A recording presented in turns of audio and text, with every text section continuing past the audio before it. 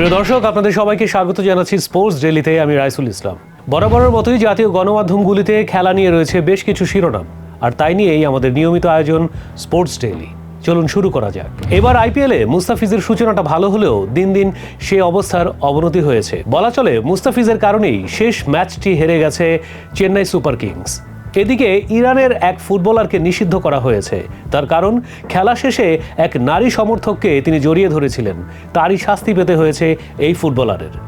Zimbabwe সিরিজের প্রাথমিক দলে নেই মুস্তাফিজুর রহমান এবং সাকিব আল হাসান। এই তথ্য নিশ্চিত করেছেন জাতীয় দলের প্রধান নির্বাচক গাজী আশরাফ লিপু। গ্রীষ্মের দাবদাহের কাছে হার মেনেছে সবকিছু, খেলোয়াড়রা কেন বাদ যাবে? তাই তো খেলার মাঝখানে গোসল করার আবদার করে শিরোনামে এসেছেন Bangladeshi pace bowler Saifuddin. Bat হাতে দুর্দান্ত সময় কাটছে কিং কোহলির। এবারের আইপিএলে ব্যাটিংয়ের শীর্ষে রয়েছেন কিং কোহলি, কিন্তু যেখানে কোহলি সেখানে বিতর্ক তো থাকবেই। আবারও আম্পায়ারের সাথে তর্কে জড়িয়ে জরিমানা গুনতে হয়েছে কিং কোহলিকে। গত ওয়ানডে বিশ্বকাপের পর বাংলাদেশ দলের কোচিং প্যানেলে বেশ কিছু শূন্যতা তৈরি হয়। বেশ কিছু কোচিং স্টাফের এই শূন্যতা পূরণে বিসিবি সচেষ্ট হয়েছে। তারই ধারাবাহিকতায় মহসিনকে আবারও যুক্ত করা হয়েছে বাংলাদেশ ক্রিকেট দলের কোচিং প্যানেলে। অ্যানালিস্ট হিসেবে মহসিন কাজ করবে। কিন্তু এই সকল খবরের ভিড়ে আমাদের আজকের পিক অব দ্য ডে চেলসির হার। লন্ডন ডার্বিতে গত ৩৮ বছরের ইতিহাসে এত বড় হারের মুখ দেখেনি চেলসি। আর্সেনালের সামনে বলা চলে একেবারে উড়ে গেছে। বিধ্বস্ত করেছে আর্সেনাল চেলসিকে ৫-০ গোলে। চলুন জেনে আসি বিস্তারিত। আবারও ঘুরে দাঁড়ালো আর্সেনাল। হ্যাঁ, সব হতাশা কাটিয়ে স্টেডিয়ামে ৫-০ গোলে চেলসিকে বিধ্বস্ত করলো আর্সেনাল।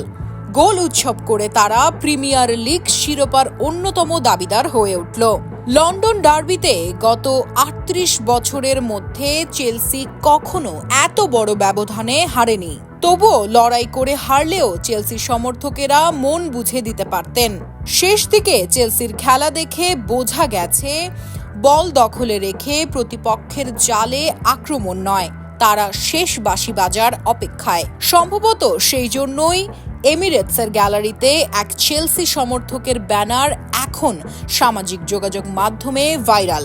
নিজ সমর্থন করা দলের এমন পারফরমেন্সে চটেছেন সমর্থকরা।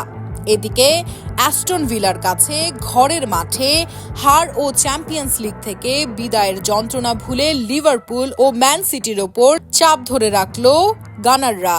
ম্যান সিটি ২ ম্যাচ কম খেলে ৭৩ পয়েন্ট নিয়ে ৩-এ অবস্থান করছে। এই নিয়ে চলতি মৌসুমে ষষ্ঠবার ৫ বা তার বেশি গোল দিল আর্সেনাল। অসুস্থতার কারণে নিজেদের সর্বোচ্চ স্কোরার কোল পালমারকে পায়নি চেলসি, কিন্তু সেটি বড় জোর গোল করতে না পারার অজুহাত হতে পারে।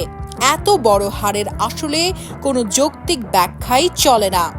মাত্র ৪ মিনিটের মাথায় লিয়ান্দ্রো ক্রোসেরের গোলে পিছিয়ে পড়েছিল চেলসি। বিরতির পর সেই দলই কিনা ৪ গোল হজম করল। বেন হোয়াইট ও কাই হারভার্টস বিরতির পর আর্সেনালকে ২ করে গোল এনে দেন। আর তাতেই সব প্রতিযোগিতা মিলিয়ে চেলসির বিপক্ষে নিজেদের ইতিহাসে সবচেয়ে বড় জয় পেয়েছে আর্সেনাল। শুধু কি তাই, ধরে রেখেছে পয়েন্ট টেবিলের শীর্ষস্থানও। এমন খারাপভাবে পরাজয়ের পর চেলসি কোচ পচেতিনো খেলোয়াড়দের হাল ছেড়ে দেওয়ার বিষয়টি অকপটে স্বীকার করেছেন। এমন হারের ব্যাখ্যার পরে খোঁড়া যুক্তিও দিয়েছেন তিনি বলেছেন, বড় মাপের খেলোয়াড়দের সঙ্গে এমন পরিস্থিতি পার করার পূর্ব অভিজ্ঞতা রয়েছে তার। ডিয়েগো ম্যারাডোনা, রোনালদিনিও, গ্যাব্রিয়েল বতিস্তাদের নাম উল্লেখ করে এই কোচ মন্তব্য করেন, মৌসুমের কোনো সময় এমন কিছু ঘটতেই পারে।